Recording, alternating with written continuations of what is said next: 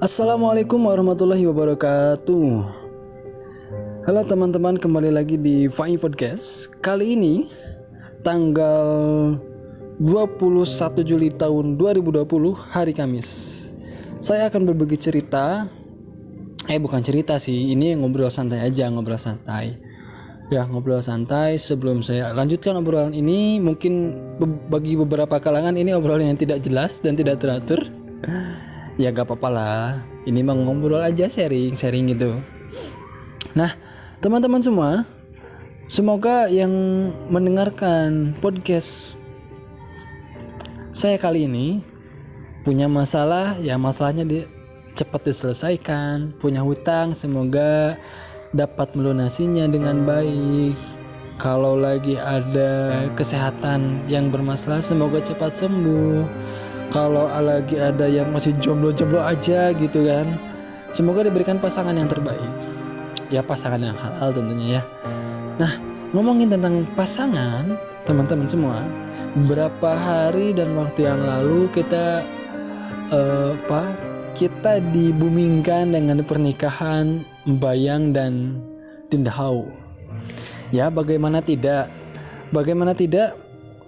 orang terkenal, orang baik nikah dua-duanya. Ya, itu akan menyebabkan sebuah bergejolak hati yang telah menanti Mbayang ataupun Dinda Hau.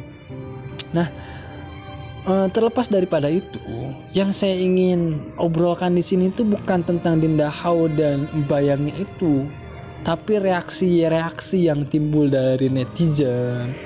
Reaksi yang sangat berlebihan daripada netizen, sehingga membayangkan bahwa dirinya itulah yang harus dengan Mbayang ataupun dengan Dinda Hau. Enggak teman-teman, itu sangat berlebihan.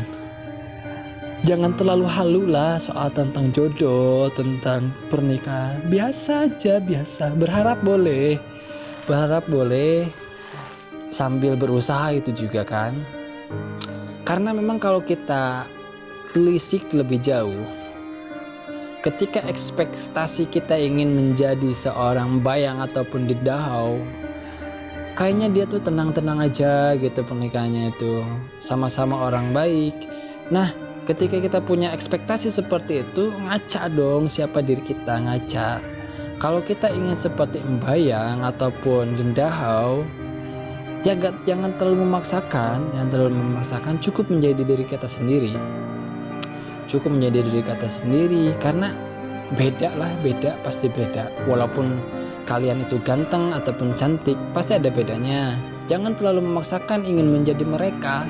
Jadilah diri kamu sendiri dengan pribadi yang khas untuk diri kamu sendiri ya. Itulah satu yang saya ingin kritiki dari netizen yang terlalu berlebihan kepada Mbayang dan Dinda Hau gitu, dan Dinda Hau. Jujur saya nggak tahu siapa tuh Mbayang dan Dinda Hau. Saya baca-baca dikit, gitu. Ternyata ya mereka sama-sama orang baik dan memang perjalanan cinta mereka itu kilat dan memang langsung kepada jalan yang halal gitu. Berbeda dengan kita. Kalau kita gitu, kita mah habis-habisan ngejar seseorang gitu, misalkan ternyata kita menjaga jodoh orang lain, jadinya sama orang lain gitu kan. Beda sama kita mah lama menunggu, jadinya enggak gitu. Kalau Mbayang bentar doang terus jadi gitu. Nah teman-teman semua, yang kedua yang ingin saya kritiki dari reaksi netizen itu adalah selain kehaluan yang tadi, yang kedua itu terlalu menjunjung tinggi ekspektasi yang tidak sesuai dengan realita itu teman-teman. Kenapa sih patokan standar itu sangat tinggi sekali? patokan standar seseorang itu sangat tinggi, tetapi tidak melihat realita kita. Realita kita itu standarnya misalkan C, kok kita memiliki harapan standarnya A ataupun A plus, ya nggak gitu juga. Kalau di pondok pesantren tuh ada bahasa kufu gitu, harus sama-sama gitu, cocok gitu. Kalau kita standarnya C, ya nggak jauh dengan C. Kalau kita ingin standarnya A, kembali lagi dengan diri kita. Standarkan diri dulu, baru menyandarkan pasangan kita. Ya, jangan sampai kita punya standar yang sangat tinggi sehingga kita gak jadi-jadi buat nikah gitu, karena standar kita terlalu tinggi. Teman-teman, ngomongin tentang standar seseorang, ya aku akan lepasin dulu deh cerita tentang Bayang dan Dahu tadi. Nah, ini masalahnya tentang standar seorang perempuan. Nah, bagi saya seorang laki-laki, jujur dari pikiran dan hati saya memandang seorang perempuan itu, yang pertama itu dari akhlaknya, dari agamanya kayak gimana, terus juga keturunannya kayak gimana, terus kecantikannya dan harta kekayaannya sesuai dengan perintah Nabi. Nah, tetapi yang paling diutamakan itu adalah, kalau untuk saya itu adalah akhlak dan agamanya. Kalaupun akhlak dan agamanya baik, ya saya akan lanjutkan, saya akan perjuangkan sampai manapun. Kalau lah hartanya tinggi tapi akhlaknya gak baik, ya buat apa? Hartanya tinggi, akhlaknya gak baik, agamanya gak baik, ya buat apa? Toh kita gak hidup selamanya toh di dunia ini, kita akan melenggang ke akhirat nanti. Nah, standar yang telah dipatok oleh Nabi Muhammad SAW itu ternyata saat ini dalam menentukan seorang pilihan pendamping hidup khususnya, ya, itu telah terjadi pergeseran. Kenapa nih? Contoh misalkan kalau di kalangan santri ini udah biasa nih, kita cinta kepada seorang santriat yang lain misalkan. Kita cinta kepada perempuan yang lain dan kita memutuskan untuk tidak menikah terlebih dahulu, karena kita akan fokus di pondok pesantren ataupun mencari ilmu dulu, baru 1-2 tahun kemudian akan siap melamar dan nikah seterusnya gitulah. Nah, beda dengan perempuan. Kalau perempuan itu standarnya itu emang sama. Tetapi kadang perempuan ini melihatnya itu dari bukan dari cinta, dari harta gitu, dari jabatan. Kenapa? Soalnya ketika perempuan kenal dengan seorang laki-laki dan tahu laki-laki itu kaya dan baik, terus tampilannya oke, memiliki mobil, motor dan segalanya, ya itu kemungkinan besar dia akan mencintainya, walaupun dia itu sangat diharapkan oleh laki-laki lain yang baik dalam sisi agamanya. Nah, mungkin dari standar saya sebutnya standar material. Standar material ini sedikit bergeser dengan apa yang diajarkan. Standar material bukan diprioritaskan, teman-teman. Standar material itu bisa nanti. Yang diprioritaskan adalah standar akhlak dan agama. Sehingga untuk itu, untuk menyiapkan standar tadi harus kita butuhkan namanya pengetahuan atau ilmu tentang standar yang baik itu harus kayak gimana, gitulah. Balik lagi lah. Itu teman-teman ngobrol ngecaprak tentang standar perempuan dan laki-laki. Pokoknya malah kalian pasti paham sendirilah, atau kalian lebih pengalamannya lebih baik lah. Iya, selanjutnya selanjutnya kritik saya terhadap netizen, terhadap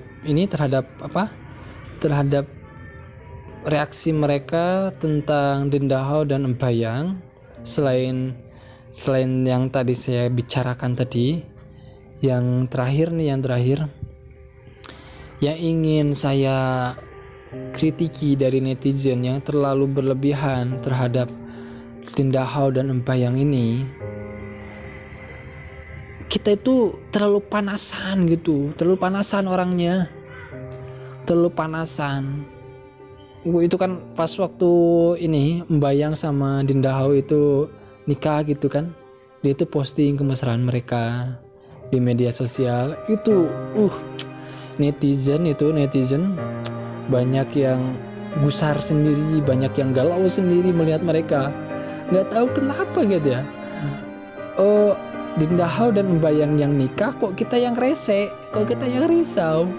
Kita nggak bayar resepsinya, kita nggak udunan bayar buat beli mas kawinnya, enggak. Tapi kok kita jadi rese gitu, rese sendiri, ngapain capek-capek jadi netizen posting tentang Embayang dan Dendahau pakai emot ikon sedih. Ya sedihnya kenapa gitu? Sedihnya ente nggak bisa kayak gitu, ya ngaca gitu kan, ngaca. Kalau kita mau baik seperti mereka, ya baikkan dulu diri kita. Nah teman-teman, itulah yang saya ingin sampaikan kepada teman-teman semua ya dalam obrolan ini gitu. Dalam obrolan mungkin kemana ngelantur dan sedikit gak jelas, tetapi teman-teman pasti cerdas bagaimana kita harus menyikapi hal-hal yang sebenarnya itu nggak penting buat diri kita, tetapi itu bisa menjadi contoh untuk kita. Nggak perlu diprioritaskan, tapi jadikanlah teladan. Ambil yang baiknya, buang yang buruknya, gitu kan? Ya.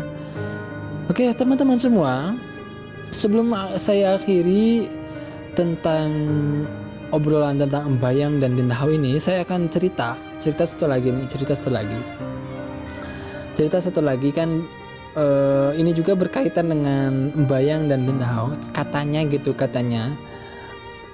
Dendahau itu awalnya nggak mau sama Embayang itu karena kan umurnya beda jauh dan juga ya masa sih, pokoknya nggak mau.